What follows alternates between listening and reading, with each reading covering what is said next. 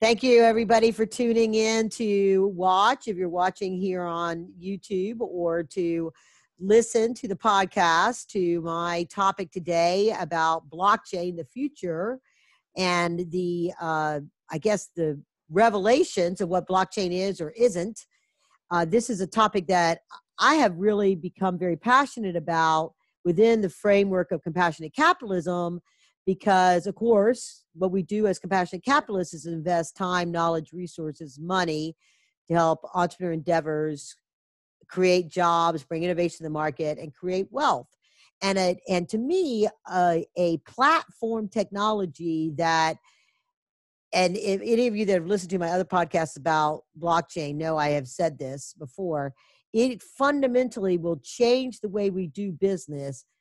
To me, the way the internet has changed the way we do business. We don't even think about whether something is online or offline or any of that kind of stuff anymore, or it's an internet-based business or anything like that, because if there is a business that doesn't have any internet aspect to it, like e-commerce or anything, they're not hardly in business, okay? Maybe restaurants, but anymore, even that is the case. So blockchain to me is that kind of a platform. And my guest today, Linda Goetze, did I say your name correctly? Okay. You got it. Okay. She is, she heads up the Blockchain Chamber, which is a community and an ecosystem in and of itself, from not only applying blockchain and from an industry vertical, but also for getting the resources and technologies and skills that CTOs, CIOs, executives of companies, entrepreneurs, and investors need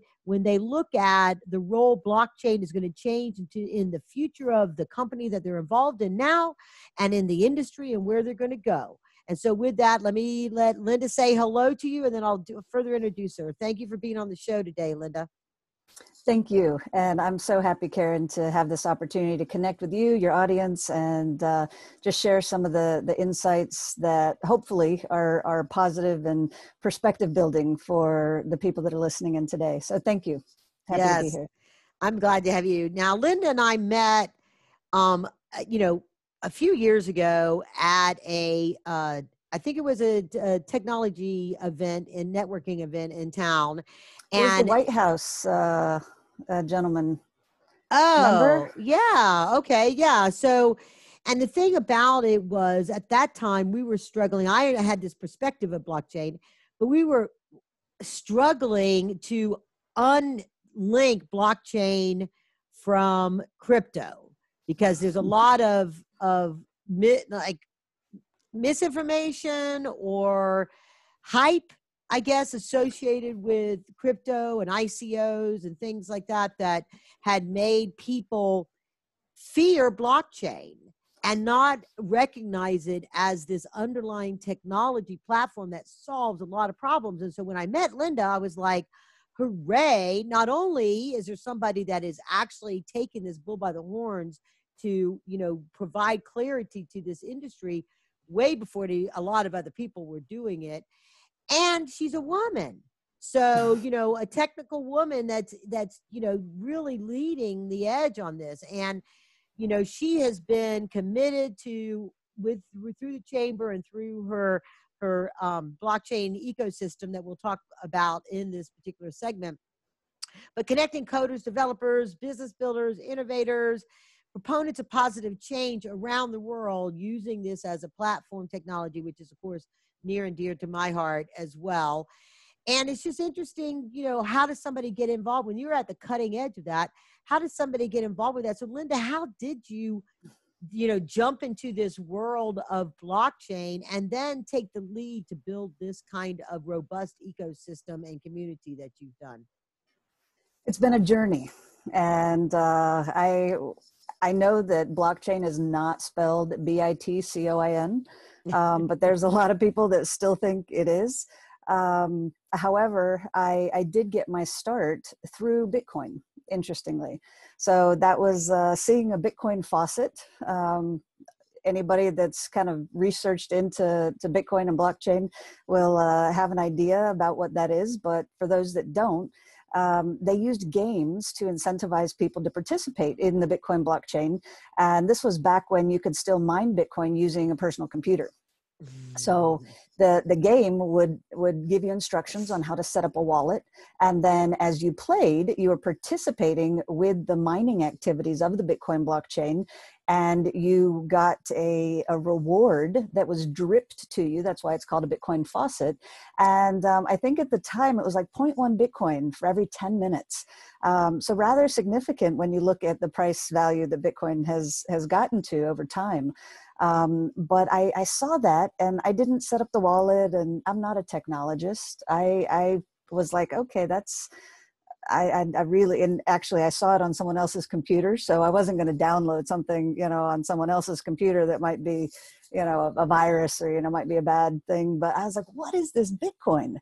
And so I started researching, and that journey of discovery of what Bitcoin was, the technology underlying it, the cryptographic keys, all of that stuff. It was just new and different. And I was like, there's something about this that's a game changer. And this was in 2012. And, Bitcoin hadn't cracked $100, per Bitcoin at the time. And, so I started talking to my husband. I was like, I'd love to get involved, actually own some Bitcoin, get my fingers on this. And, he put me off. Finally, I figured out how to speak his language and told him I thought it was a great chaos hedge, a diversification for our portfolio that was, uncorrelated. And so talking his language, he finally agreed to participate with me, and we bought our first Bitcoins, and uncomfortable process, let me just tell you, at that time, not fun and not convenient. So a lot has happened since then in helping make interfacing with cryptocurrencies of all kinds, not just Bitcoin, much more convenient, much safer, more positively regulated than it was at that time. So obviously KYC, AML, all of those, safety features, so that we're not having money laundering and, trafficking being, paid for through cryptocurrencies. There are some pain points still. And I have to be honest, it's not like the entire swamp has been cleaned up yet, but, one of the best compliments actually I got recently on LinkedIn was from somebody who was actually being very negative. And they just said that they wanted to thank me for providing a haven of common sense in the blockchain swamp. So if that's what I can do personally, it does represent the ethos of the chamber. And we have people that have been on our events that have just said, hey, it was wonderful spending time being surrounded by really smart, critical thinkers, people that are making a difference, good people. So that's what makes me happy. Yeah. We're bringing together people that have positive purpose and being able to really impact some major verticals as we go forward. So, but I want to get into some of the practical functions of how people, or I should say companies, business is using blockchain. Before we get into that, just give the Reader's Digest 101 version of what is blockchain, to clarify from people that might be listening to this for the first time, getting their introduction to blockchain. They've heard of crypto and they're like, no, I don't want it. Crypto is too volatile. But what is blockchain? I thought that was crypto. So give the basics of what does it really mean from a functional standpoint, and then we'll talk about application of it. Absolutely. And I do apologize that I didn't give my journey into the blockchain. I realized I gave you like half of the answer to the question that you asked previously. Right. And I'll add that fun, how I got into the chamber itself after I give a brief description of blockchain. There's, the very straightforward It's a distributed ledger, but not all blockchains are public.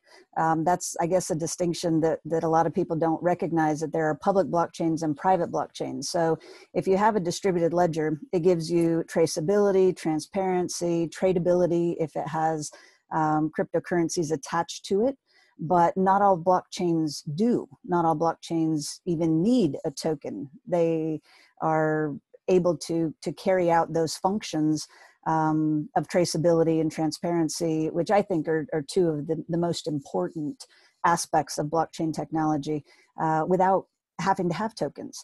So, you know, separating blockchain from tokens is in many cases a distinction that needs to be made for people to wrap their mind around blockchain. And most people, when they describe blockchain, they describe the Bitcoin blockchain, and that's simply because it was the first. It's the most well known. It's just kind of the old guard standard.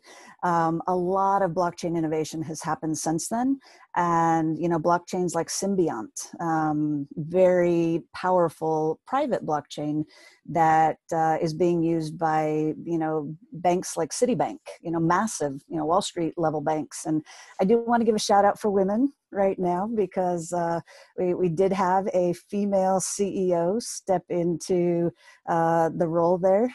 Jane Fraser, actually a friend of my husband's. He played golf with their family, and just a lovely, powerful woman in the fintech space that has just set the bar and said, you know, hey guys, women, we can, you know, be in the C-suite of not just the C-suite, but the leading role in a Wall Street bank.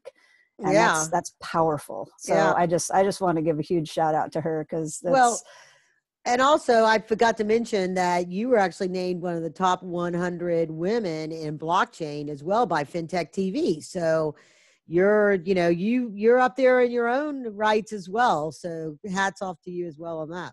No, thank you. And it's been a pleasure to collaborate with a lot of the women in the space. And the unfortunate reality is there's not enough of us.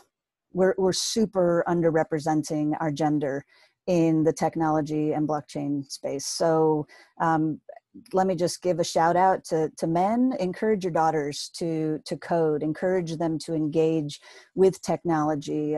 We do have, growing up now, both genders that are more comfortable with technology.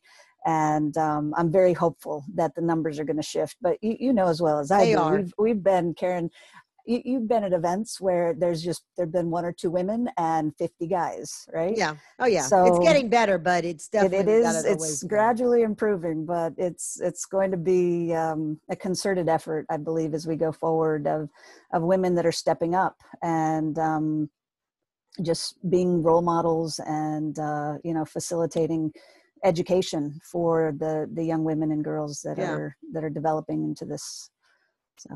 So you were the CIO over at the chamber before you became the CEO, right? Correct. So were you a founder of the chamber?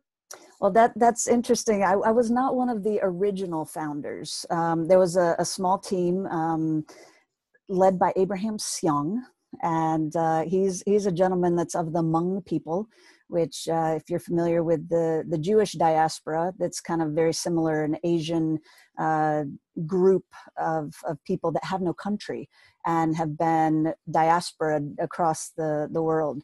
And you know, Abraham came to the U.S. As a young boy. I think he was 6.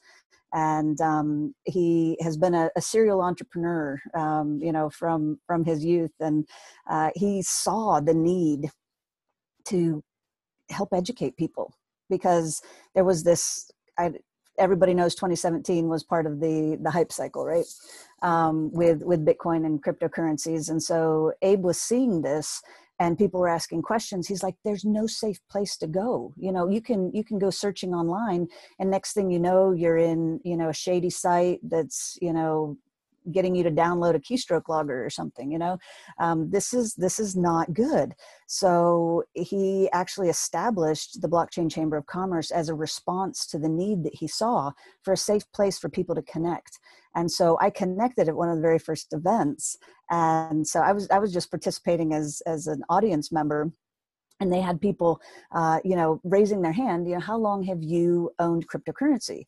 And so, 1 month, a bunch of people raised their hand, 3 months, 6 months, hands start to go down. And it was a year, 3 years. Like, I'm looking around going, there's nobody else with their hand up. 5 years, I still had my hand up. And I think that was the moment, both for me and for the founding members of the chamber, for me, I can only speak for myself. I guess I had that, oh my goodness, this is like what I did wasn't the norm. I'm a pioneer, and I hadn't even contemplated that, right?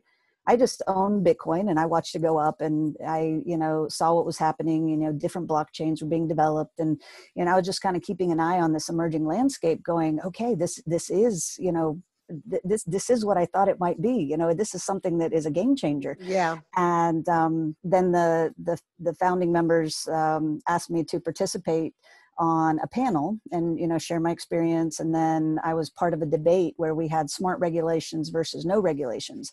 And so, you imagine Bitcoin maximalists, no regulation, right? It was a very spirited debate. I somewhat regret that it wasn't recorded, but somewhat am thankful it wasn't recorded because it definitely had its moments. But we did win by one vote for smart regulations. And that was the side that I was debating for. And it's something that I have worked towards helping facilitate as we go forward is the acceptance of the need for regulations that are appropriate and the removal of regulations that are very inappropriate and don't really make themselves workable with this new technology. So it's been a little bit of an uphill climb, and we still have some taxation regulation that is onerous and some pain points that need to be addressed. But the social mandate of the chamber is raising awareness, facilitating adoption, and inspiring advocacy. And that's for commerce, consumers, people building careers in and around blockchain. So that's what we seek to do. Okay, so John, let's go. You mentioned something about crypto, because I think the regulations are really, you talk about tokens, but the regulations are really geared towards people issuing currency on crypto. Securities. Or securities, right? Well, issuing securities on crypto. And there might be, just like there are with other industry things, where there might be an industry self-regulation when it comes to protocols for compatibility. But what we haven't really talked about is, what is blockchain, right? So is a token always a currency or a good thing? Because you use them interchangeably. So I want to make sure, because back when I was with IBM, a token was a piece of information that got passed from here to here to make sure it got all the way through successfully, and you knew that what was on this end and what was on this end was the same thing, even though you couldn't trace what was in between. And that was how they used tokens. So how is blockchain different from the way they use token? Because you could say some things, like a bank is doing this token and verification stuff, but they're not taking all of my US dollars and putting it into crypto in order to do blockchain, right? Yes, you're absolutely correct. And we are looking at a digital US dollar as something that will be coming into existence. What's backing it is still in question, and how it's going to be launched is very much still in question. Yeah. But I really want to get to what blockchain does with the way it handles security, so we can talk about the industries and stuff, because there's all kinds of debate we can get into on, is a US dollar paper currency versus digital currency versus this, and what everybody pays digital anyway, and is there real money out there?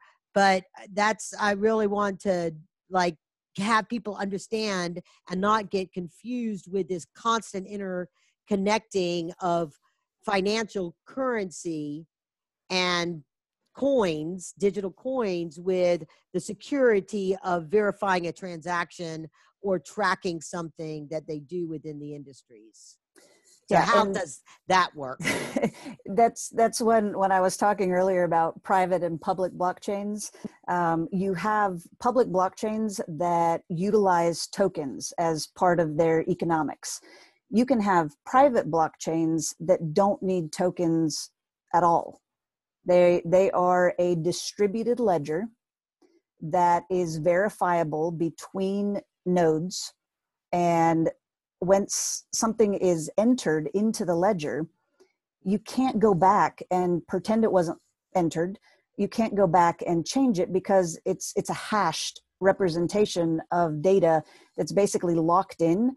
And as more and more blocks are connected over time, and just to make it a visual, that data can't be altered. Now, you can do appends, where you can append new data in a new block that relates to an old block, but it doesn't in any way take and alter what was initially put into that block. And that does not require a token for that to be possible. Okay. So a distributed ledger where nodes are in, I mean, they could be on 3 servers in the exact same room, right? But they're distributed between several servers. That can substantiate a blockchain without tokens. So it doesn't allow the data to be altered in any way. And that's where the trust comes into the picture. If I have 27 suppliers and my product is going through and having pieces added to it from each supplier, and they register on the blockchain and it could be the Symbiont blockchain, it could be even a public blockchain like Ethereum. There's a lot of different use cases that we can talk about, Right. if that's But what you want to discuss. Ethereum is a financial blockchain, right? It's not they haven't carved it out for hospitality to use, for example. Well, there's a lot of work currently being done on the Ethereum blockchain. Still has a lot of pain points with throughput, but they're solving for those. And we have the baseline protocol. And I don't know how technical we want to get here, but people can look it up. And Kyle, Tom, anyway, if you go to Provide Industries, I'm going to use the wrong ending. So Provide, let's just stick with Provide. And look up Kyle Provide. He's been doing some incredible stuff. I think Coke, one of their bottling manufacturers, is starting to do a pilot in regard to using the baseline protocol, which has an Ethereum backbone. Basically, you're looking at something that enterprise traditionally has looked at askance, but with the baseline protocol, they're starting to work with it. So there's these connection points that are being made, and the baseline protocol is one of those touch points where public blockchain is connecting with enterprise. And there's this always on aspect of a public blockchain that is appealing, that has characteristics that are a value add to business process flow. So where that all is going to shake out, I know we're in that proof of concept, early implementation timeframe. So I don't want to make value judgments as to whether this is the solution to bridge the gap between public and private blockchains, or between enterprise and the public distributed ledger. But it's a step in the right direction. And so we're having a lot of those steps in the right direction right now. So this is a good opportunity to our listeners, the entrepreneurs and the investors out there that may still be a little bit confused on the language. I want to encourage everybody to go to blockchainecosystem.io. That's just all one word, blockchainecosystem.io. That's the aggregate of information that Lynn does through the chamber, as well as out, extending beyond the chamber itself to the community, where they have events and videos and community soundboards where people ask questions and get responses. And we're going to talk some more about those in a minute. But I want people to go there so they can continue to learn, because there's no way we can cover this complex topic in the time that we have here today. But I just want to, within the language of blockchain, token is a financial value associated with that, not whereas it's a block when it comes to verification. So they're two separate things. So the digital currency or the tokens, the that people talk about related to crypto, and that might be where sometimes we get this confusion on it, that I get confused, because I think of, I'm trying to figure out what term to use when you're really just clarifying, a transaction and you're tracking it, and the always on, because, as I started out when I introduced this, I believe this is a platform that is as profound in the shift that it's going to have within industries as artificial intelligence is or the internet is. And of course, those are always on. You don't turn off artificial intelligence when it's in an app. It's in an app. When you don't turn off the internet unless you press your button. But guess what? The internet is still going on out there. So the private, trust. Well, it's all about validation, because and so let me just put this into my layman's terms. The reason why crypto became the technology of blockchain was written, and I guess the guy from Ethereum was the first guy that kind of wrote this protocol for this kind of stuff. Vitalik Buterin, yeah. The first application where was to create an alternative to your traditional currency systems that said, I want to verify that this person that I'm going to do this financial transaction with really has that money and is really going to pay me, and they're really going to do the things that they say they're going to do.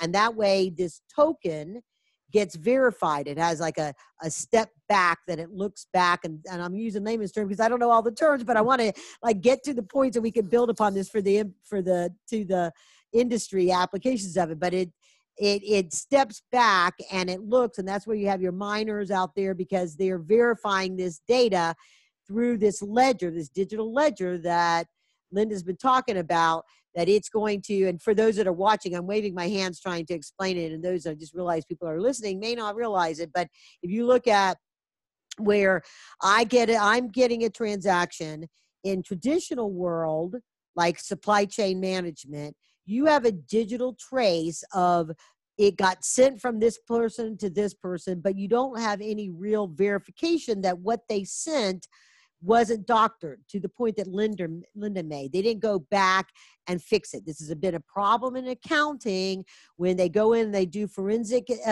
analysis, and they say, oh, they changed their books. Like when the SEC comes in and they look and they go, oh, they changed their books, because they can clarify that, they can verify that.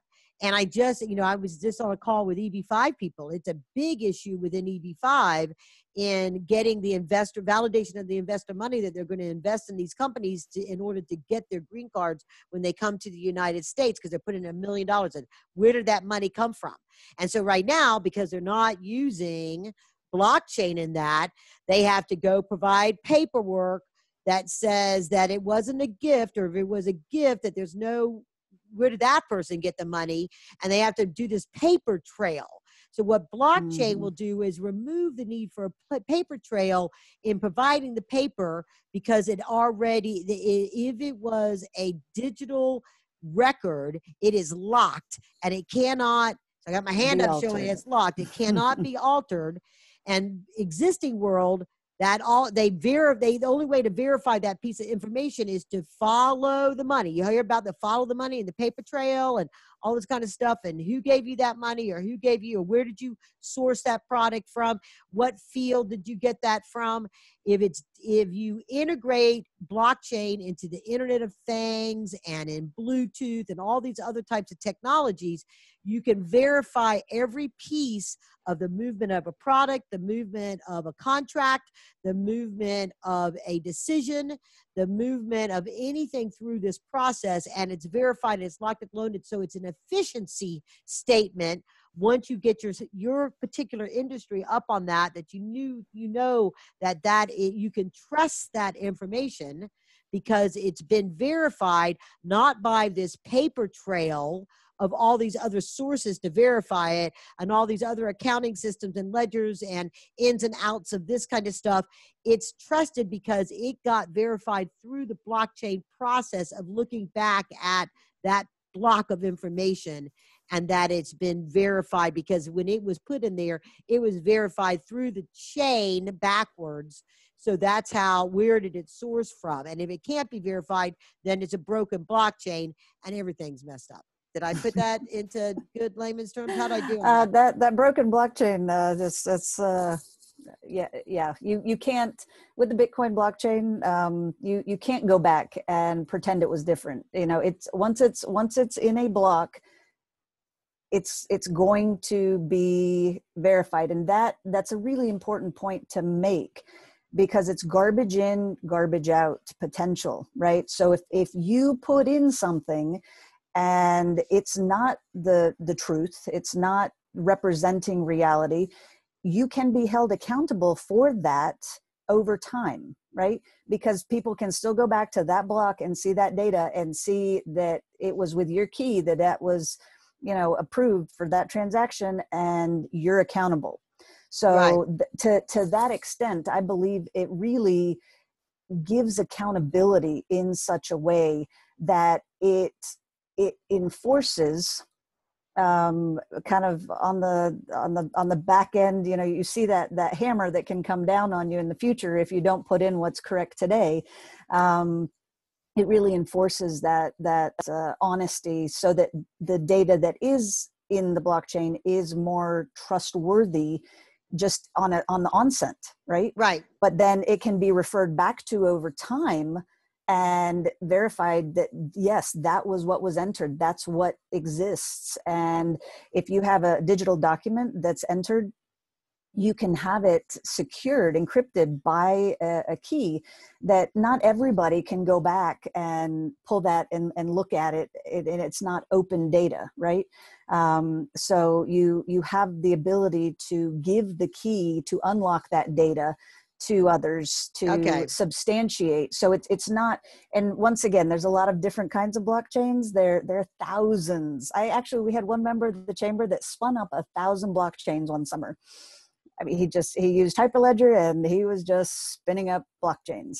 And, you know, there's so much that is possible and so many implementations. I know we're looking at this huge landscape going, good God, how can it come together? If you have all of these different kinds of blockchains, you got Bitcoin blockchain and then all of its variants, you got Ethereum and all of its variants, you got smart contracts, and you were in layman's terms doing a lovely job of describing smart contracts, where you have that, you know, if this then that, and it's automatically executed through the Ethereum blockchain. That's just a kind of taking a contract and putting it into an automated execution. And we have oracles and all kinds of fun things that you know, can put the data in that validate, okay, now these funds can be released. So there's it's such a big landscape, and in part that's why we took a look at this landscape of where blockchain is impacting, and Eric Piscini and James Wallace, who lead our supply chain and financial services verticals, they actually, I think, started up with Deloitte and IBM leading their blockchain groups, and they focused in on us with figuring out what the verticals should be that we highlighted that blockchain would be impacting. Oh, good. And so, that was a really, because the landscape feels very convoluted and complicated and there's so much going on, it's like, okay, where do I look? Where do I go? We nailed it down, and you know, this might be somewhat of an oversimplification of the blockchain ecosystem, but you know, the technology vertical covers the different types of blockchain that can be impactful and the different technologies that blockchain is the glue for. And so that's a vertical. Manufacturing is a vertical. We've actually been in the manufacturing floors and seen some of the implementation that blockchain enables. The scanning of a QR code, if that goes into a blockchain, then you have a whole different business process flow than if you just have a QR code on a piece of paper that gets handed from person to person to person, right? Well, there's really no purpose in having a QR code being passed by paper anyhow, right? But they are. It's crazy. What's the point of a QR code on a piece of paper if you're not going to scan it and put it, you know what I mean? Because isn't a QR code a representation of digital information? Right. It gives you data, and if it's connected on a blockchain, then you can have the appending over time of what's happened with that item. And so there's anyway, there's a lot that it's tracking that. It's that's why I mentioned about the Internet of Things and, using Bluetooth and infrared, because, people are constantly tracking stuff through a supply chain using barcodes, QR codes. And now they're linking that into the back end technology, verifying it. So I think one of the terms you say, there's so many blockchains. Well, I think it's really probably to that, again, layman out there listening, that's an interchangeable word with applications that are on a blockchain platform of function. So it's a blockchain function, but you're applying it in this way. So like crypto was an application of blockchain, and supply chain management to trace this piece of data through that supply chain, or the tracking of product, is an application. And whether Walmart does theirs, or Target does theirs, or Amazon does theirs, they may have their own private applications using the blockchain that could sit on a public Ethereum or something else, or within, just like intranets and internet. Intranets are just a function of something that they brought in-house, but it's still within the internet itself, because the internet that's the problem that currently exists. There hasn't been a creation of an ecosphere that really enables the interoperability of the different blockchains. And one of the things we need to be really careful of, and I want to put this out there because I've seen it in writing so many times, people talk about the blockchain. There is no the blockchain. There are multiple blockchains, and there's multiple types of blockchains that have different governance, different infrastructure, different ways of handling business process flow.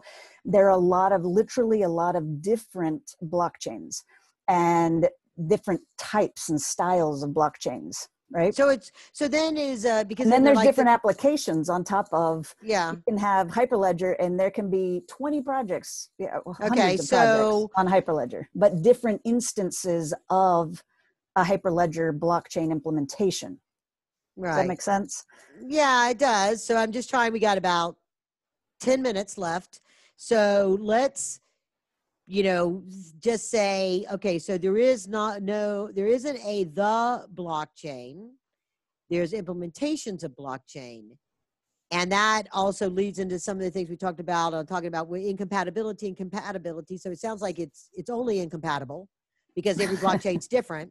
So is there anything other than the thesis of what blockchain is verification of this block through this chain process? Is there anything that is ubiquitous across the concept of blockchain? Well, one of the technology stacks that I've seen that helps solve for this problem that we're seeing of lack of interoperability between blockchains is a technology stack that is owned by Charlie Northrup. And he's the same guy that saw one of the first instances of the web when it was between professors. I think one of his buddies was at the University of Illinois. And so he saw it and he said, that's going to be commercialized. And his buddy laughs at him. Charlie goes and writes 10 patents, right? Yeah. So I got to sit at the table with him at lunch before he did a presentation at the chamber. Nice. And talk with the guys that actually brokered the sale of his patent stack. And it was tens of millions of dollars. It was, one of the biggest patent sales in history. And they told him at that same lunch about an email that they'd gotten forwarded to them from the winning broker. And he had asked how much higher he could bid because it was a bit of a bidding war. And he got back this email that he forwarded, said, "Whatever it takes." And it was signed Bill Gates. So Charlie's sitting there absorbing this at the lunch table with me. And he said, "You know what? My current patent stack will dwarf that one."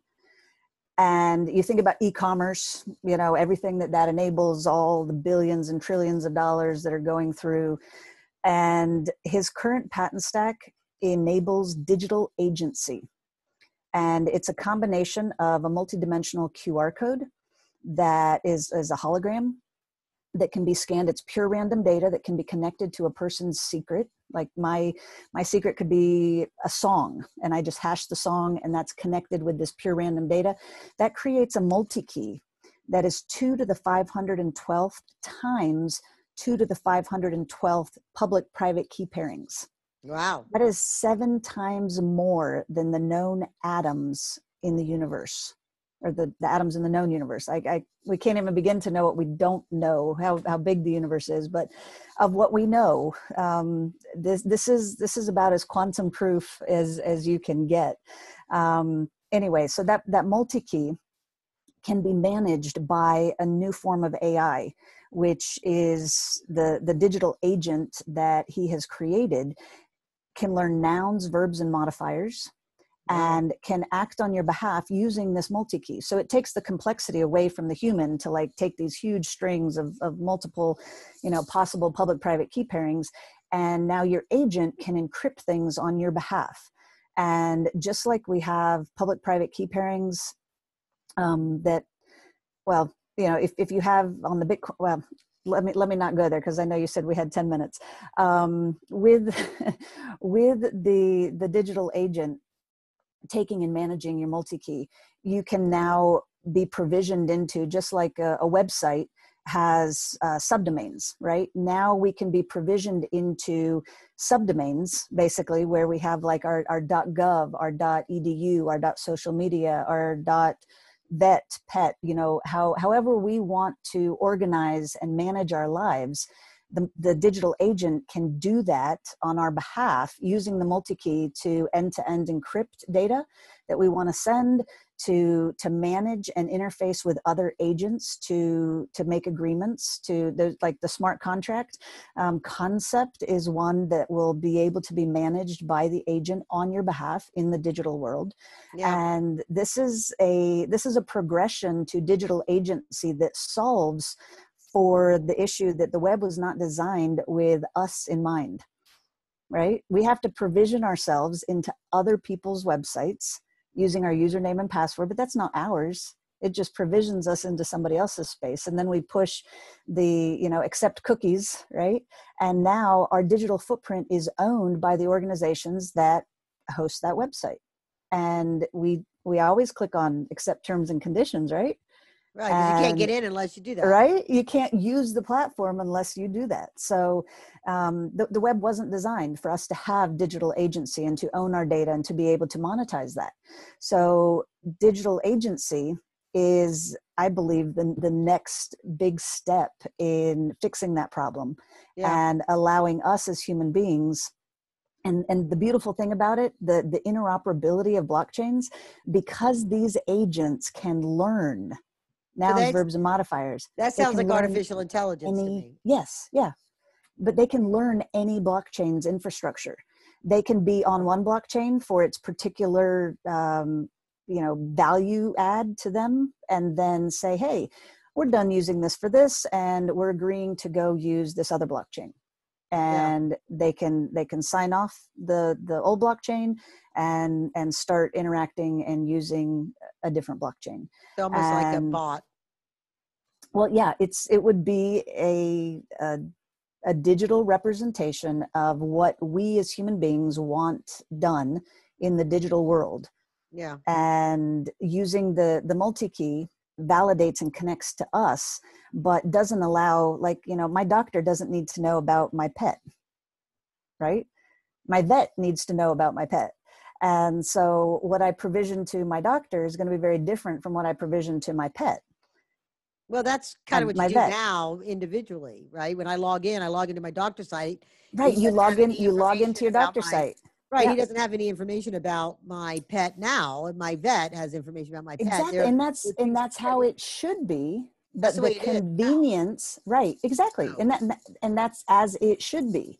right. But what is not in everybody's background of thinking is that your Amazon address where you go and buy your pet supplies and, you know, purchase things online that, you know, maybe you have gotten pregnant and, you know, you're buying the little, you know, XYZ that, you know, you would want.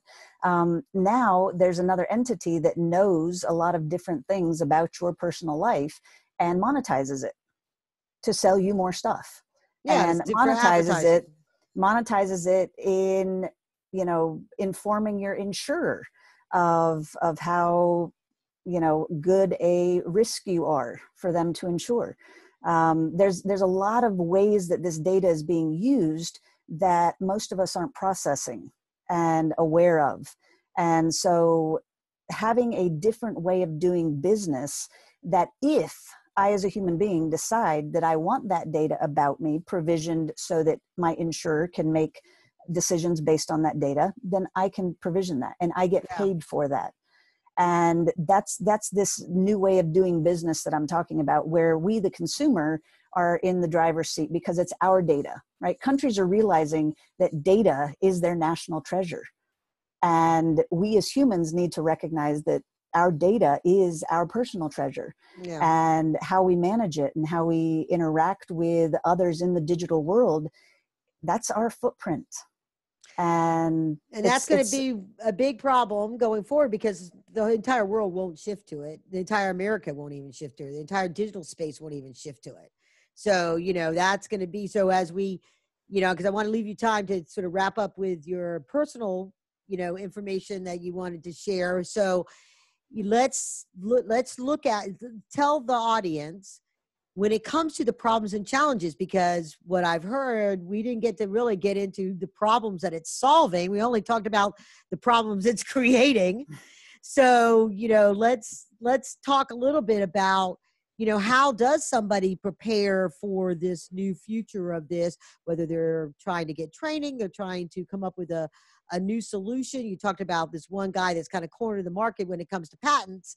So what is it? Where is a problem to be solved that either individually to make yourself more desirable as an employee because you get a certain skill set or knowledge set, or as companies that are looking to shift because they have a real problem with fraud and you know, the black market or getting audited, or they spend all this money and they can do a cross reference because it is the wave of the future, and definitely for certain industries.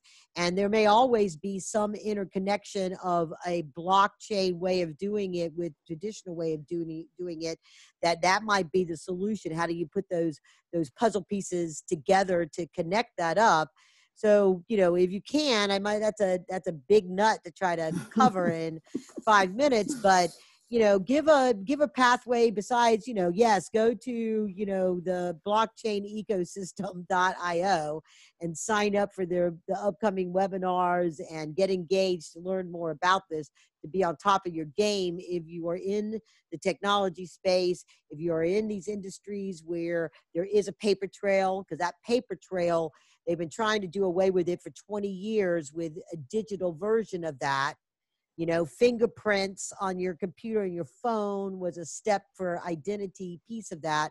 But even to Linda's point, you don't own that once you've agreed to allow your fingerprint to be used. So that fingerprint, the fact that I have the ability to authorize myself to get into all these applications with my fingerprint, we think we're more secure.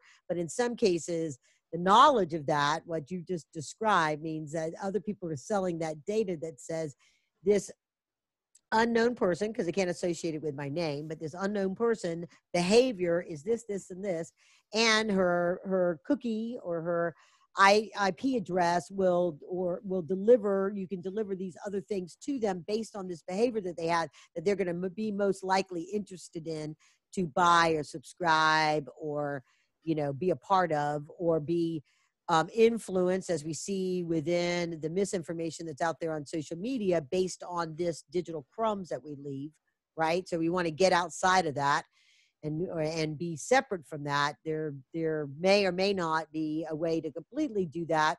And so that's a problem, right? It's going to improve some things, maybe not everything. You know, we still have people that won't even do a credit card transaction on the internet. So, you know what I mean? I'm saying there will always be outliers. You're not going to get to a utopia of everything secret and verified through a blockchain. There will always be this. So what are the challenges that the industry of blockchain, it's not the blockchain, but all these applications or uses of blockchain, what is the challenge that that industry has in accomplishing this utopia that you've described? Well, the biggest challenge is it can also create dystopia. That's the simple answer. You are looking at a adoption of technology globally that, depending on who is wielding the power behind the blockchain that is implemented in that specific instance, you will have dystopian societies. You can also create, I'm not saying it's going to create utopia, because it's not going to change some basic human behaviors that aren't necessarily positive. It doesn't, you know, create anything that is perfect. And I don't want to misrepresent that in any way. What it does is give us as people different choices and the ability to interact with a digital space differently. And so that's not just, you know, blockchain as an industry. I'm talking, you know, when I gave that description of Charlie's, you know, tech stack, that's an interoperability opportunity for any of the blockchains to participate and to have the enablement of digital agency for countries, companies, individuals. So we do have that pain point of powerful technology can be used powerfully by bad actors. And we saw that in the ICO craze.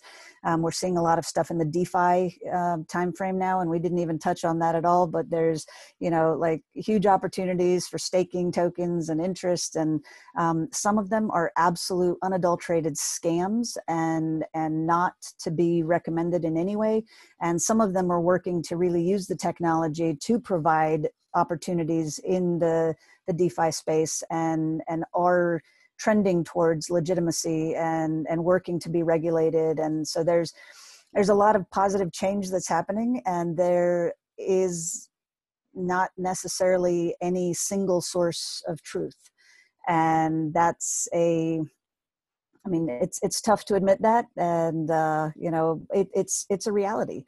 I'm not going to claim that the chamber should be your single source of truth. I will say that we have members and individuals that are working strongly together in the best interests of human beings.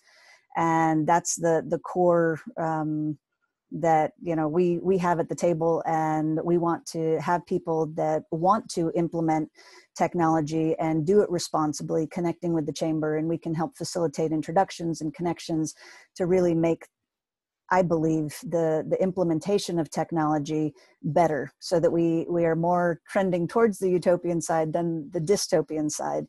And so it's just that hope. It's that opportunity to use emerging technologies to make the world a better place. And I mean, I'll end with just an example. Agriledger is a project that I was just speaking with Geneviève Laville, and she is a phenomenal woman, and we're working as part of a team that's building out a platform to highlight women in technology and support their efforts. And her Agriledger implementation led to a 750% increase over market value for the farmers that participated. And that comes from 6 different missions of actual collection of fruit and going to market with it. The farmers themselves got 750% more than they would have otherwise. Yeah. And that kind of, you know, value add to humans, you know, because of a technological implementation of blockchain is what makes me just really, really happy and thankful to be able to represent the technology and, share how it can, begin to shift our world towards hopefully a better outcome than what some of our current technology implementations have gotten us to thus far. Yeah. So well, that's where I think the efficiency piece, it's not only like you say, efficiency, but it's the trust that you can verify the data, you can count on the data, right? And so, automates business process like no other technology I've seen. Yeah.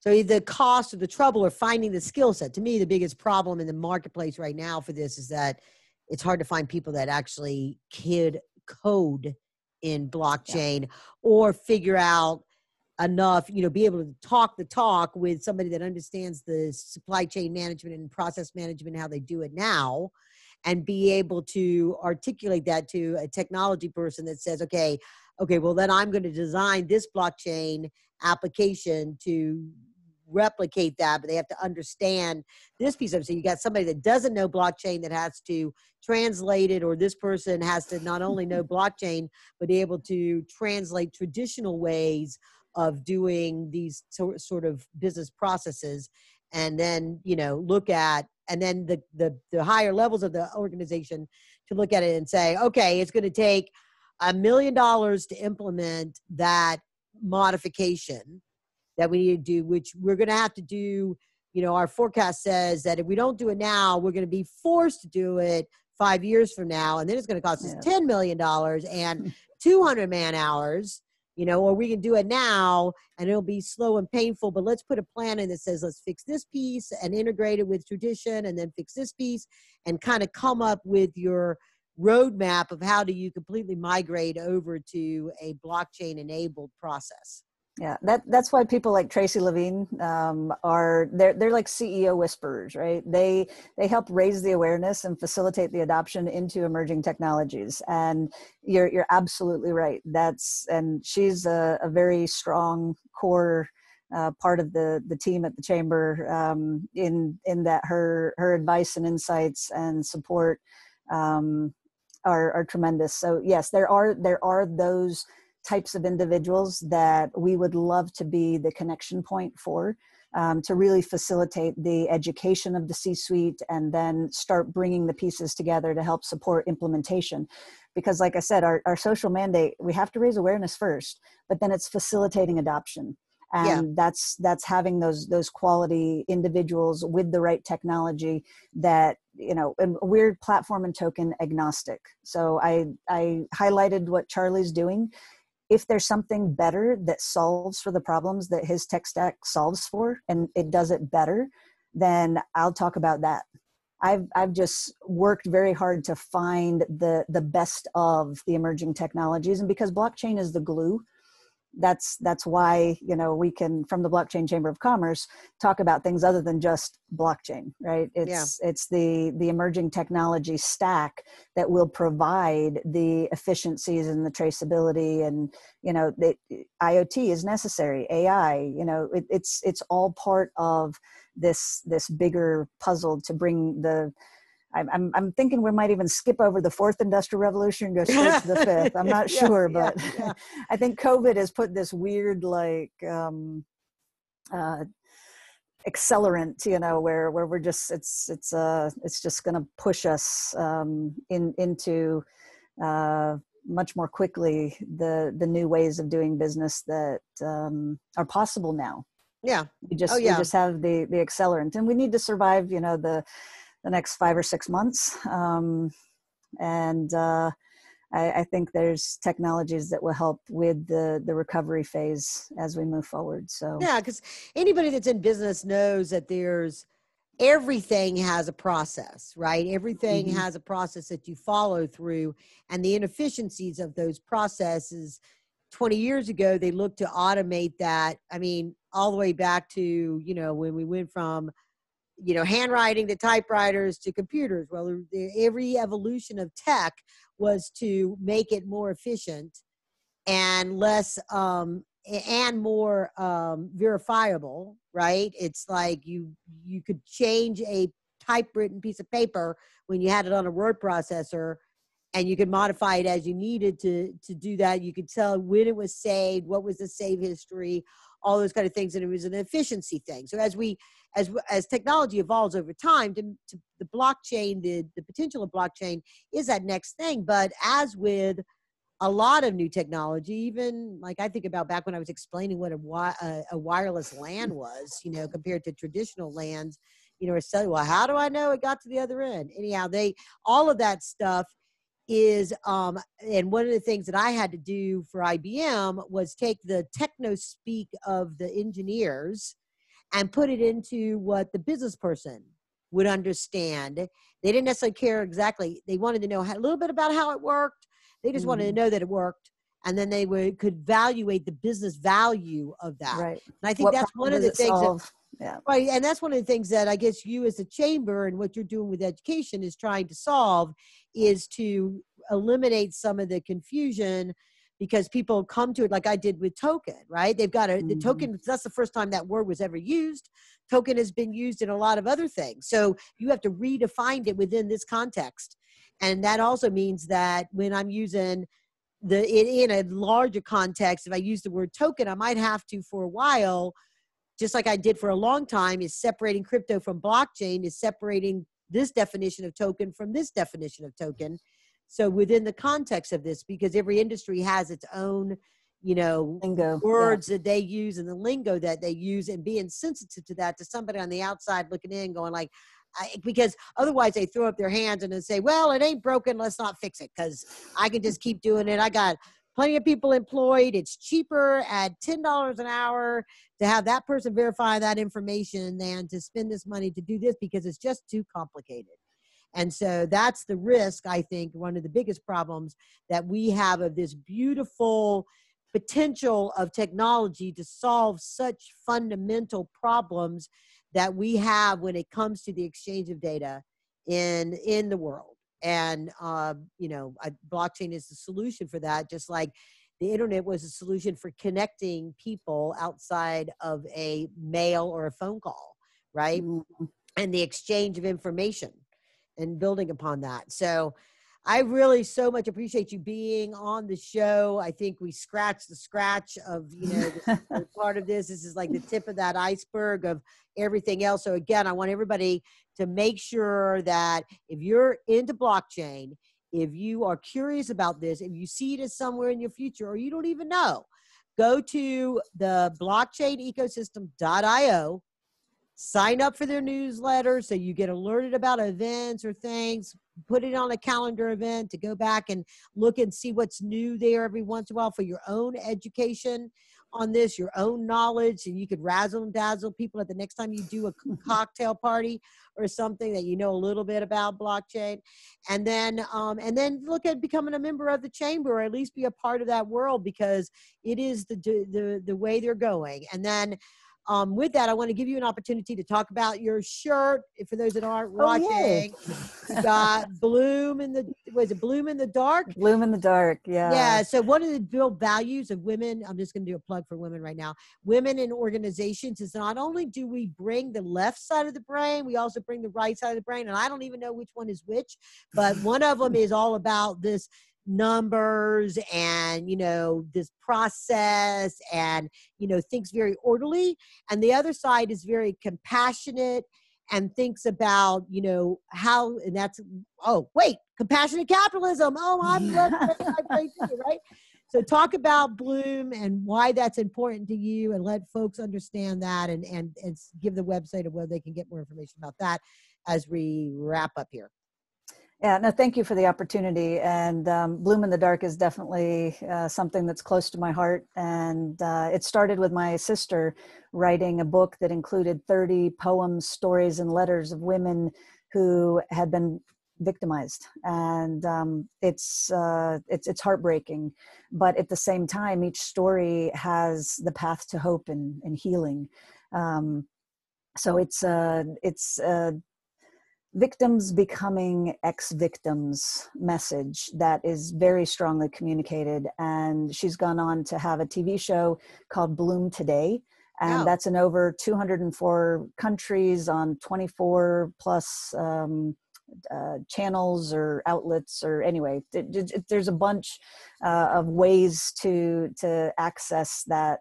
But it's women telling their stories, and in some case, men telling their stories of victimization and their journey to healing. And so I always, want to put that out there, because I know there's so many people that are walking around with smiles on their faces, and they have gone through really, really challenging times, and they need to know that they're not alone, that in some cases people have had it worse than them. And, that's somehow comforting for people, but that they don't have to stay where they are as a victim. They can become an ex-victim. And Yeah. I think the technology of blockchain is facilitating that in a lot of ways as well. And so we're being able to bank the unbanked. We're helping victims become ex-victims through the power of this technology. So that's the kind of the touch point. And we have, members of the chamber like DFM Data Corp that are putting like literally built into the bylaws of the company is the purpose to build housing for young people with special needs that are aging out of the school system and that need a place to have their potential maximized and be supported as they continue on as adults. So, that kind of purpose and passion around the technology is something that brings me just a lot of joy, and makes what I do in leading the chamber something that is very purpose driven. And I love the compassionate capitalist approach. There needs to be commerce, right? We are the Blockchain Chamber of Commerce, but doing what we do in service of people, in some cases in service of hurting people, or people that can't benefit themselves as easily as others might. That's why we're here, right? We're so connected, and how we treat the least of these is really showcasing a lot about who we are. And so I'm hoping that humanity as a whole is upregulating itself,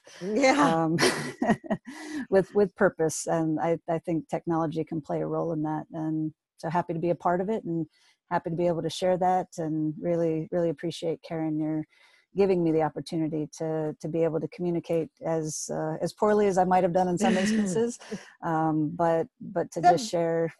You did fine, Lenny. Sometimes it's just sort of the passion that you have, which is, I think, hopefully our listeners, heard that and saw that. And so, and the knowledge. So, trying to confine that into, what I try to do is this little package of a podcast video cast, and kind of, get that message across can be a challenge, but that's my job as a host. And I have really valued you being on the show today and sharing your insights, because you are highly knowledgeable and extremely well connected, and you are one of the top 100 women in blockchain. So there you go. Thank you so much, Linda. I appreciate you being on the show. My absolute pleasure. All right, have a great day, and everybody, onwards and upwards.